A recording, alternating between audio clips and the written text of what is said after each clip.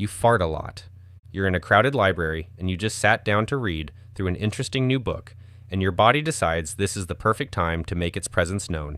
Now you're sitting there pretending nothing happened, even though everyone definitely heard something. Your body just betrayed you in the worst possible way. Passing gas, also called flatulence, is a normal result of digestion.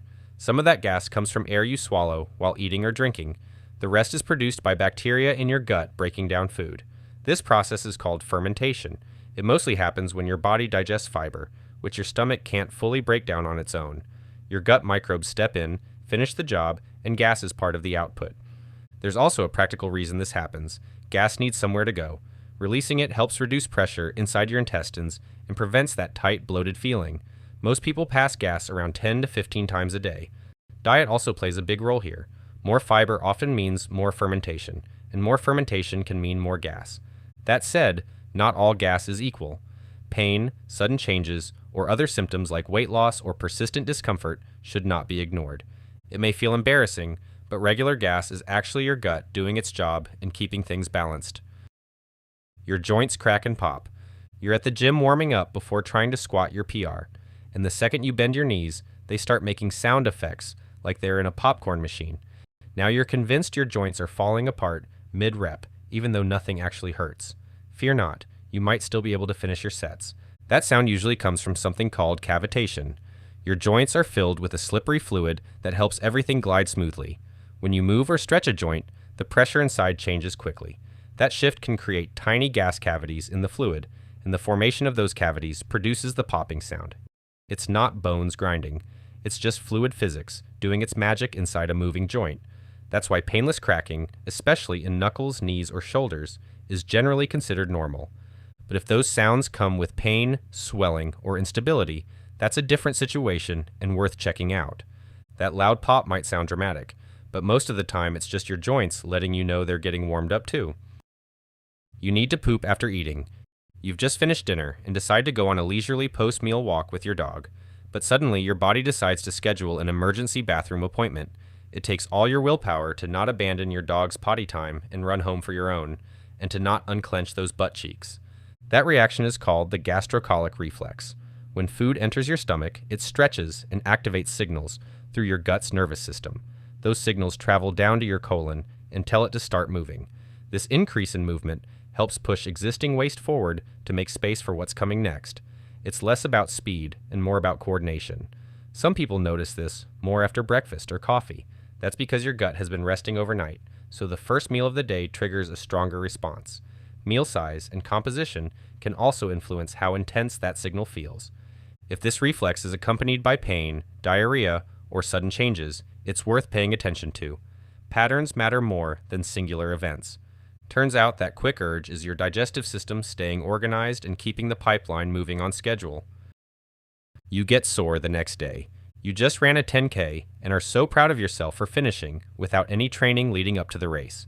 Everything seems fine until the next morning, and suddenly it feels like your legs are about to fall off.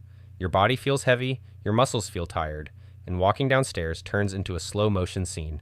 That soreness is called delayed onset muscle soreness, or DOMS. It usually shows up 24 to 48 hours after a workout, especially when you try something new or increase intensity. It's not lactic acid hanging around. What's actually happening is that your muscles experience tiny strains during exercise, especially during movements where they lengthen under tension. Your body responds by sending in repair signals, increasing sensitivity in the area, and starting the rebuilding process. Think of it like your body upgrading its hardware after realizing the last version wasn't ready for that level of intensity. The soreness is part of that adjustment phase. Over time, the same workout causes less soreness because your muscles adapt and get better at handling the load. If soreness becomes severe, comes with swelling, or limits movement significantly, that's not something to ignore.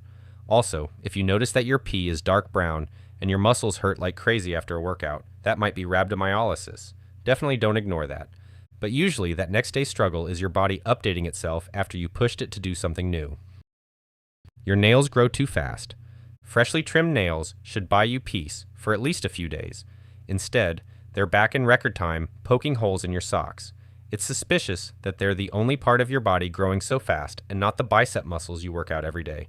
That speed comes from a small growth zone under your skin called the nail matrix. This is where new cells are constantly being produced.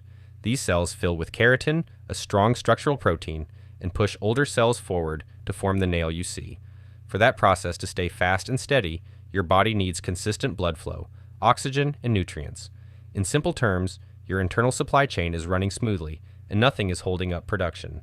Nails usually grow about 3 millimeters per month. When growth feels faster than usual, it often lines up with good circulation, steady metabolism, and enough raw materials for your body to maintain itself without struggle. It's a small but visible sign that basic systems are working well in the background. That said, nail growth alone cannot define overall health. Sudden changes in color, shape, or strength can point to something else and should not be ignored. Fast-growing nails can feel like a minor inconvenience, but they quietly reveal that your body is keeping up with its everyday repair work. Your stomach growls loudly. Right in the middle of your morning meeting, when you're about to give your team an update, your stomach decides to let everyone know just how hungry you are. It's loud enough that your boss questions your ability to actually feed yourself like a responsible adult. That sound is called borborygmi, and it sounds exactly like what a Pokemon makes when it's hungry too.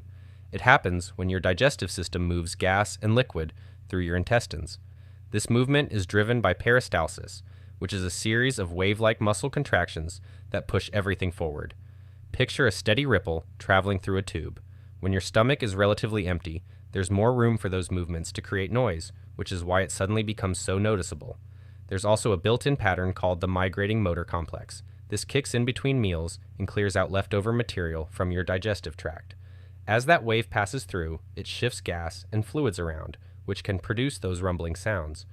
But when those noises are associated with pain, major bloating, or persistent changes, it might be worth checking in with your doctor in case.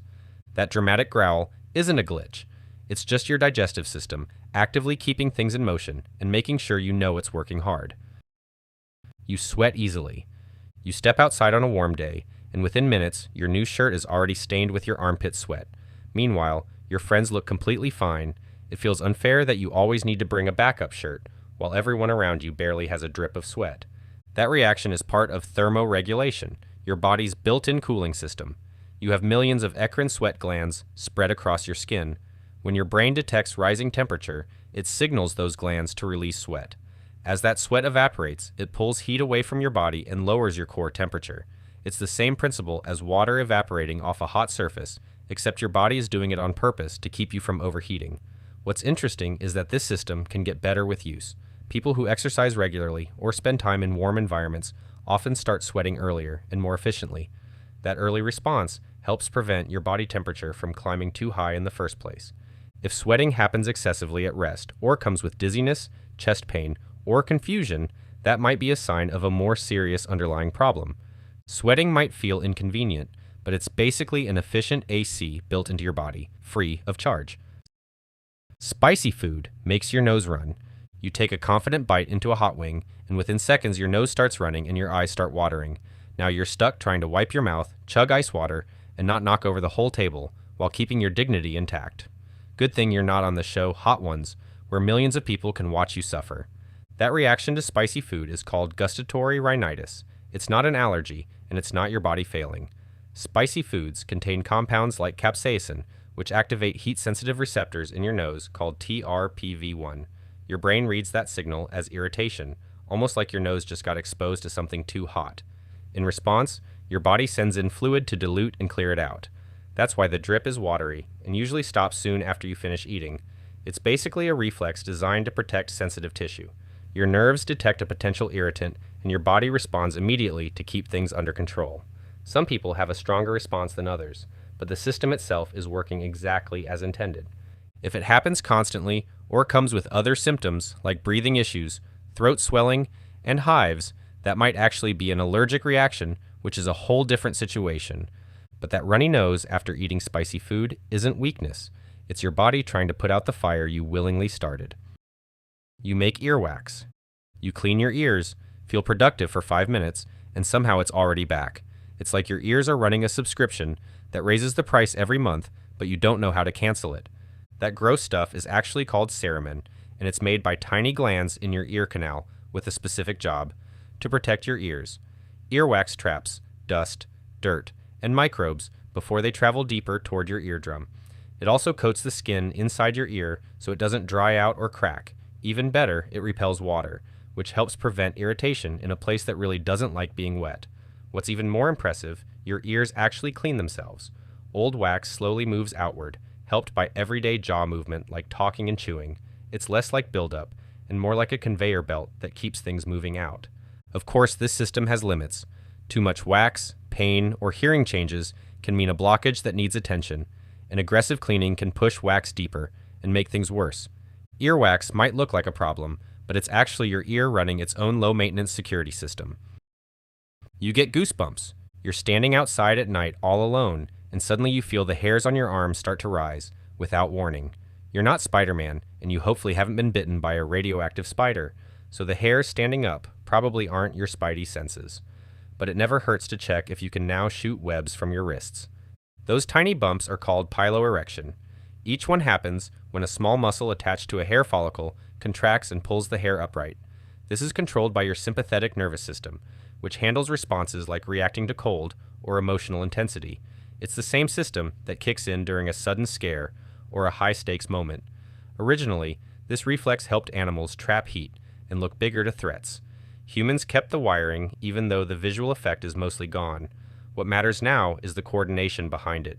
Your nerves detect a signal, send instructions, and your skin responds instantly.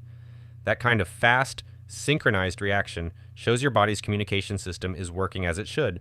If goosebumps show up with fever, intense anxiety, or other unusual symptoms, they shouldn't be ignored.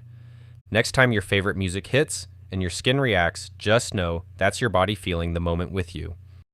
If you like this video and want to learn more about the human body, check out these other videos.